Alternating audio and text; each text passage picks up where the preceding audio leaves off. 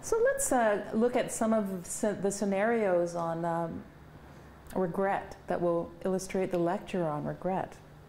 Let's start with the first one, situation 1. You are invited to play a fortune envelope game where you could win a gift certificate either with 20 euros, 5 euros, or nothing, depending on which envelope you select. The gift certificates are inside 3 envelopes of the same size and color, so you can't tell them apart. Before you make your selection, the experimenter or I will tell you that you'll have to choose between 2 envelopes instead of 3, and removes 1 envelope from the set. Now the game starts. You carefully select an envelope. You open it and find out that it contains the 5 euro gift certificate.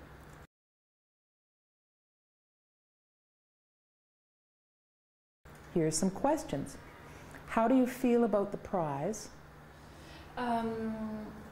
So I get the 5 euro. Well, I guess that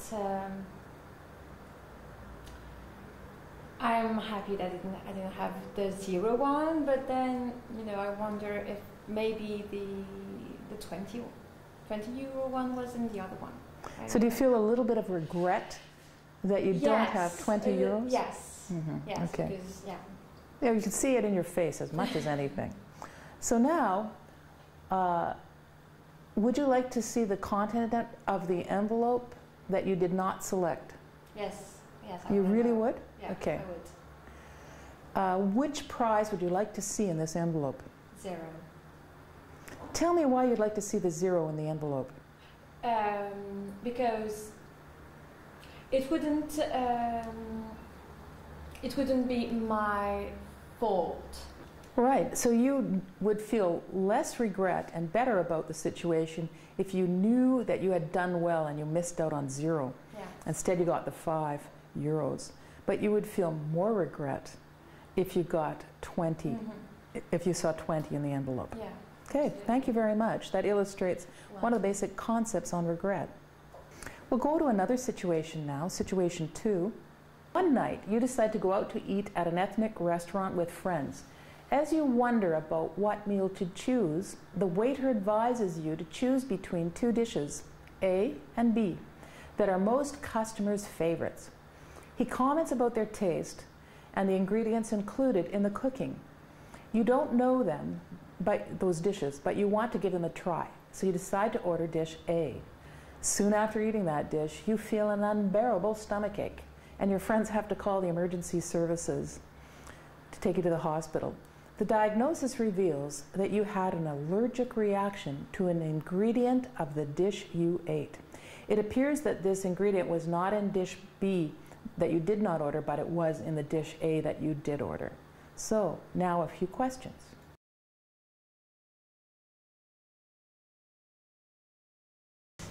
How much regret do you feel about the dish you ordered?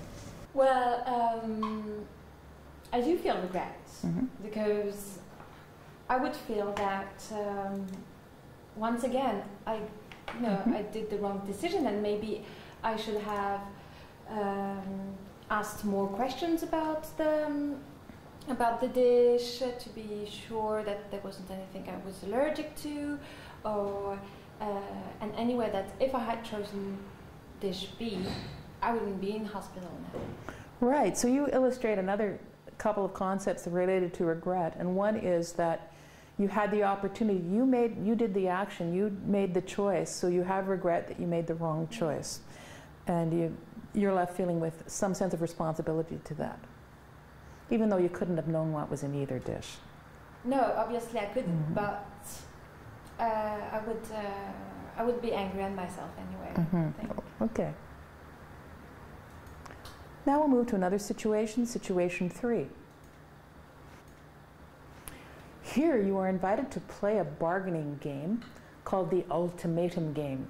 It involves 2 players, the proposer and the respondent. Both players will receive some money if some agreement is achieved about how much each of them should get. The aim of the game is that the proposer makes an offer to the respondent. If the respondent accepts, she will receive that part of the money, and the remaining will go to the proposer.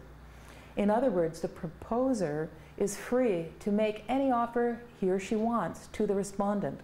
If no agreement is achieved, they both get no money at all. You are the proposer, and there is 100 euros available for you to share with the respondent. You offer to give 50% to the respondent, and he or she accepts. So each of you will receive 50 euros.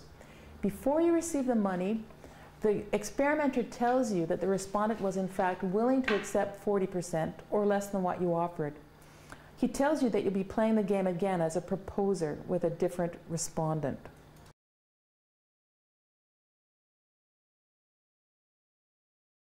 What percent of the 100 euros are you going to offer to the respondent?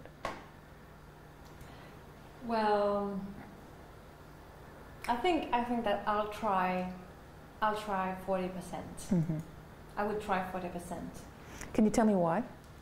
Well, because if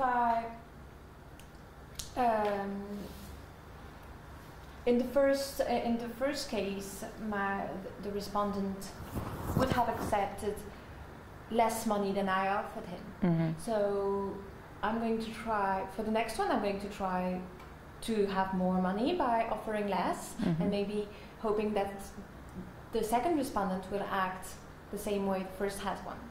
Okay, it sounds like this regret brings out the gambler in you.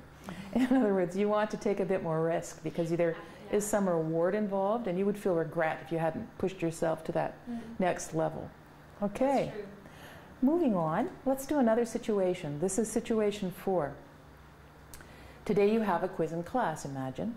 You feel confident about it because you spent a huge part of the night preparing for it. You are in the train that takes you to a school. The train left 10 minutes ago. It's a 20-minute trip. All of a sudden, it occurs to you that you may have left the door of your apartment unlocked. Let's imagine you don't live in a very nice part of the city. Mm-hmm. Try as you might, you cannot be absolutely certain whether or not you locked your door. So you say to yourself, gee whiz. Now you start to think of, what do I do? If you go back home, you risk being late for school, and you might miss part or all of the quiz. If you don't go home, you risk being burglarized if your apartment is indeed unlocked. You finally decide to go home.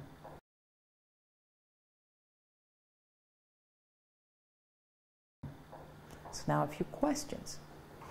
What do you expect to find at home? I will hope that my door is unlocked. Why? Because I would be so angry at myself to have missed this exam that I worked so hard on it. So I have to have a good reason to miss it. So I think along with this regret, again, we're looking at the risk-reward payoff and the fact that if you got home and found your door unlocked, that would justify having not done well in the quiz. But if you get home and your door is locked, then you just lost out on something that you prepared a lot for, invested yourself in. So you really feel a lot more regret that you've undone a lot of good actions on your own part. Okay, next we have situation 5. There's an epidemic of a strange flu that can be fatal to children under 3. A vaccine for this kind of flu has been developed and extensively tested. The vaccine prevents the flu, but it sometimes causes side effects that can be fatal. The death rate for unvaccinated children is 20 out of 10,000 children under 3 years of age. These children die from the flu. However, the death rate for vaccinated children is 5 out of 10,000 children under 3, and these children also die, but from the vaccine.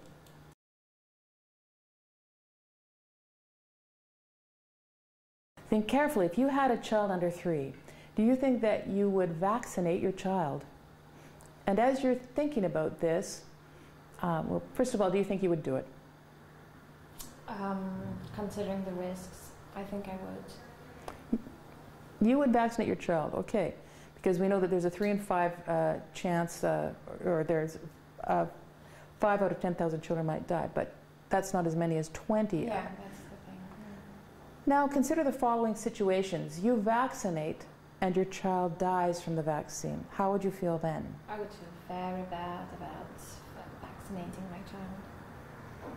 It I would definitely regret Mm-hmm. doing this. It could even change your life, that much regret, because if your child dies and you knew it was partly because of the actions you took with that knowledge. It would be like, I would blame myself. Mm-hmm.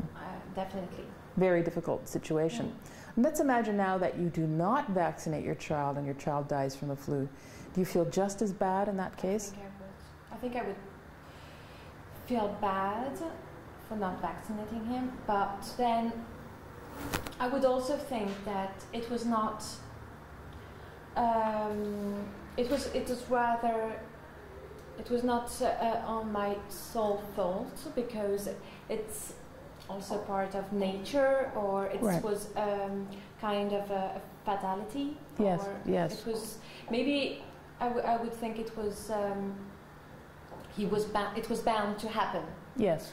In other words, when you don't do anything, that's kind of a sin of omission, or in other words, harm comes about because of something that you didn't do or were unable to do, and because, as you say, it's more natural. Mm-hmm. So you didn't manage to protect your child from a natural cause in the environment. So you feel less worse about that than actually having done something that led to the child's death, because there you're very active and you're more invested in that. Right. Now we'll do situation number 6. A friend tells you that the handbook that you have been looking for is on sale at a bookstore nearby. It is being sold at 20 euros instead of the original retail price of 60 euros. However, you're busy, so you cannot go to the bookstore immediately, and by the time you manage to get there, the book is already sold. The seller checks on his computer and tells you that he can get another copy of the book for you, except that is going to cost 40 euros.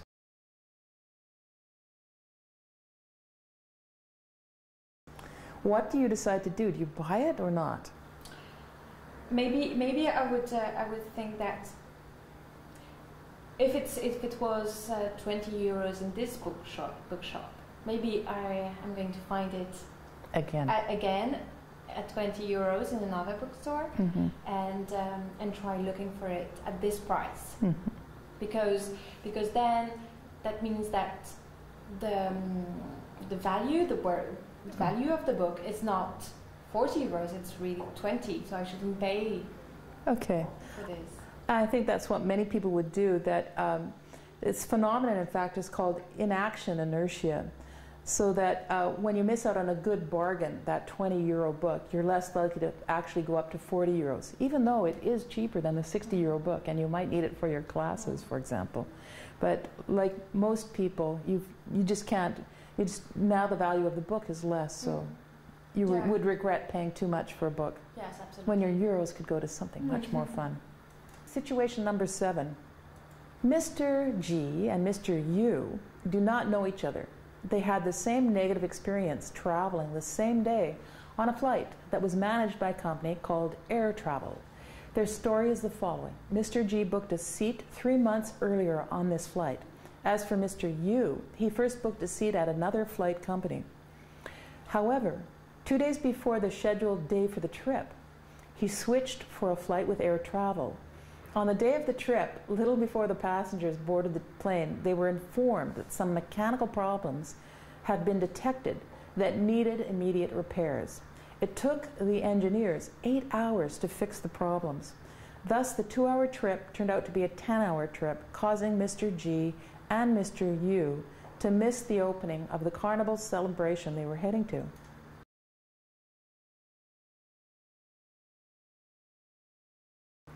Which one, Mr. G or Mr. U, will feel more regret? I would definitely think Mr. U. Can you explain why? Well, because in his place, I would really blame myself for changing companies, because I would like, oh, I had booked on another company. This company probably didn't have such a problem, and if I had stayed on this company, I would have missed the things and waste 10 hours of my time. Right. Whereas Mr. G, I would say, if I were to Mr. G, I would have less regret, because it was only fatality. Right. It seems more likely something he couldn't have prevented and it was up to chance.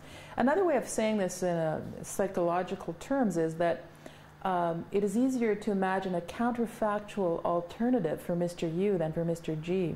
So in other words, Mr. U would be more likely than Mr. G to say to himself, if only I had not switched my flight. So that's what you're saying. So in other words, he didn't invest as much. The more active you are, the more you've invested in the action yourself, the more you would engage in this counterfactual thinking, if only I had not done it.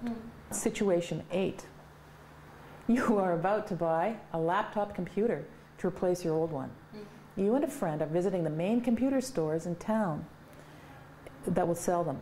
In one of those, you find a computer on sale that meets your requirements. You are tempted to buy it. However, your friend warns you, saying, you know, what if you find it cheaper somewhere else?